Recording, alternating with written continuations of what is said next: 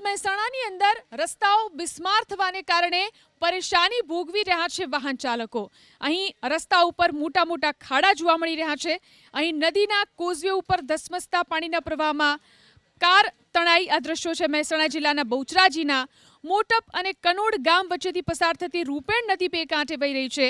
નદીના પાણી કોઝવે પરથી પસાર થઈ રહ્યા છે, તેમ છતાં કાર ચાલકે કોઝવે ઉપરથી કાર પસાર કરી પાણીના પ્રવાહમાં કાર તણાઈ અને નદીમાં ખાબકી। સદનસીબે કારમાં સવાર 3 લોકોને વૃક્ષોનો સહારો મળ્યો। આસપાસના ગ્રામજનોએ ત્રણેયના રેસ્ક્યુ કર્યા। એબીપી અસ્મિતાના અહેવાલ બાદ પોલીસ પણ એક્શનમાં આવી ઘટના સ્થળે પહોંચી પોલીસે રૂપેણ નદીના કોઝવે પર વાહન વ્યવહાર બંધ કરાવ્યો। પોલીસે અહીં બેરિકેડ મૂકી રસ્તો બંધ કરાવ્યો તો જેસીબીની મદદથી નદીમાં તણાયેલી કારને બહાર કાઢવામાં આવી।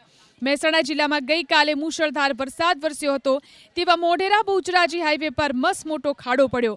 રોડની મધ્યમાં 3 ફૂટનો ખાડો પડતા વાહન ચાલકોને હાલાકી પડી।